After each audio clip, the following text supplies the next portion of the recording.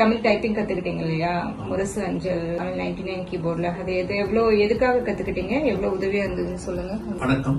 தமிழ் கற்றலுக்கு கத்துக்கிட்ட முரசு அஞ்சல் ப்ரோக்ராம்ல ரொம்ப நல்லா இருந்துச்சு. 4 வாரங்கள் போனதும் தெரியல. நம்ம சொல்லித்தரவங்களும் ரொம்ப எளிமையா சொல்லி தந்தாங்க. பயிற்சி பண்ணும்போதும் எளிதாவே இருந்தது. வீட்லயும் போய் கொஞ்சம் பார்த்துக்கிட்டேன். ரொம்ப நல்லா இருந்துச்சு. ஸ்ட்ரக்சர் எப்படி இருந்தது சார்? இந்த கோர்ஸ் ஸ்ட்ரக்சர் இருந்தது இல்லையா? சோ அது எப்படி எளிமையா இருந்ததா? அவங்க சொல்லி கொடுத்தது பாத்தீங்களா? வட எழுத்துக்கள், உயிர் எழுத்துக்கள், மெய் எழுத்துக்கள் எல்லாம் பிரிச்சு அழகா எப்படி இந்த 4 வாரம் சஃபிஷியன்டா இருந்ததா உங்களுக்கு? இல்ல கொஞ்சம் ரொம்ப ஸ்ட்ரெஸ்ஃபுல்லா இருந்த மாதிரி ஃபீல் பண்ணீங்க? இல்ல, சரியா இருந்துச்சு. உயிர் எழுத்துக்கள்லாம் தனியா, மெய் எழுத்துக்கள்லாம் தனியா இருக்கிறது எளிதா அவங்க சொல்லி கொடுத்துட்டாங்க. சில கூட்டெழுத்துக்கள் இதுக்கும் வேற சில முறைகள் கற்றுக் கொடுத்தாங்க. அதனால அதெல்லாம் எளிதா இருந்தது. நல்லா இருந்தது. முக்கியமா எல்லா எதுவுமே நிகழ்ச்சிகளுமே நல்லா கொடுத்திருந்தாங்க. ஆசிரியர் நல்லா சொல்லி கொடுத்திருந்தாங்க. ரொம்ப நல்லா இருந்துச்சு. முரசு அஞ்சல் ப்ரோக்ராம் நல்ல ப்ரோக்ராம். 4 வாரத்துக்கு ரொம்ப ரீசனபிளான பிரைஸ், ரொம்ப டெடிகேட்டட் ஸ்டாஃப், டெடிகேட்டட் மேனேஜ்மெண்ட். நமக்கு வகுப்பு இன்னைக்கு இருக்குது அப்படின்னு ஞாபகப்படுத்துறது, அதுக்கு முதலே வாட்ஸ்அப் மெசேஜ், இமெயிலையும் சொல்றது, வகுப்புக்கு வர ஒரு நிமிடம் இதானாலும் எளிதாக நினைவூட்டி பண்றது. நம்மளுடைய நேரத்தை ரொம்ப சிறந்த முறையில பயன்படுத்தி நமக்கும் நம்மளுடைய ஆற்றல்களை வெளிப்படுத்துறதுல ரொம்ப சிறந்ததா இருந்தது. அந்த பிரைஸ்க்கு ரொம்ப ரீசனபிள் பிரைஸ், நல்லாவே நடத்தி இது பண்ணியிருந்தாங்க.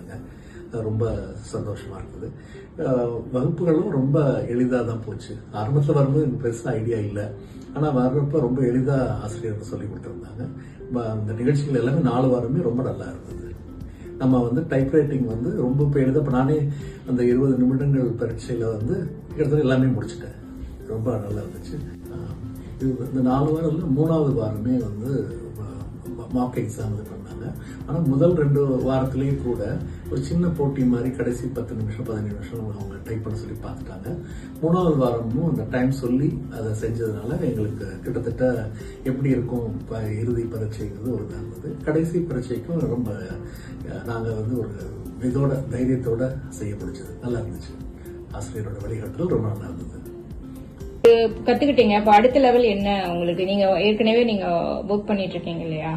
சோ இது அடுத்த லெவல் இது எப்படி யூஸ் பண்ண போறீங்க நீங்க இப்ப கத்துக்கிட்டது? தமிழ் கற்றல் எனக்கு தெரிஞ்ச நீதிமன்றம், அந்த MOE, ஒளி தமிழ்த்தார் அப்படின்ட்டு மாதிரி மீடியா பிளஸ் அரசு அமைச்சுகள்ல அங்க தேடி பார்க்கணும் இருக்கேன். ஏன்னா இங்க சிங்கப்பூர்ல அதிகமா தமிழ் ஆட்சி மொழிங்கிறதுனால அதிகமா பயன்படுத்துறாங்க. அதுல வாய்ப்புகள் தேடி பார்க்கணும்னு முயற்சி பண்றேன்.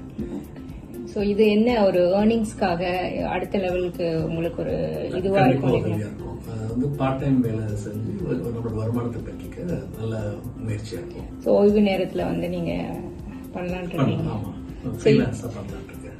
ஓகே. குறிப்பிட்ட நேரத்துக்கும் நீங்க ஞாபகப்படுத்துறீங்க, நினைவூட்டல் கொடுக்குறீங்க. சிலது நம்ம கொஞ்சம் முன்ன பின்ன வந்தாலும் இது பண்ணி எவ்வளவு பிளெக்சிபிளா பண்ணி ரொம்ப நல்லா பண்றீங்க. நம்ம தாய்மொழி தமிழ்ல பண்றோங்கிறது ஒரு சந்தோஷம். அது வழியா இப்ப சிங்கப்பூர்ல ஆட்சி மொழியா இருக்கும் பொழுது நம்ம அதுல நிறைய வேலை வாய்ப்புகள் உருவாக்கி தேடி பண்ணிக்கலாங்கிறது சந்தோஷம். ரொம்ப வெளிநாட்டிலையும் இவ்வளவு தூரம் பண்றது ரொம்ப சந்தோஷம். நீங்க உங்க முயற்சிக்கு ரொம்ப வாழ்த்துக்கள். ஏன்னா எனக்கு தெரிஞ்சு நீங்க ஒருத்தர் தான் நினைக்கிறேன் தமிழ்ல சிங்கப்பூர்ல பண்றதுக்கு. உங்க நிறுவனமும் மென்மேலும் வெற்றி பெற்று நல்லா தமிழ் சமூகத்துக்கு சேவை தொடரணும்னு இது பண்ணிக்கிறேன். வாழ்த்துக்கள் தெரிவிக்கிறேன். நன்றி.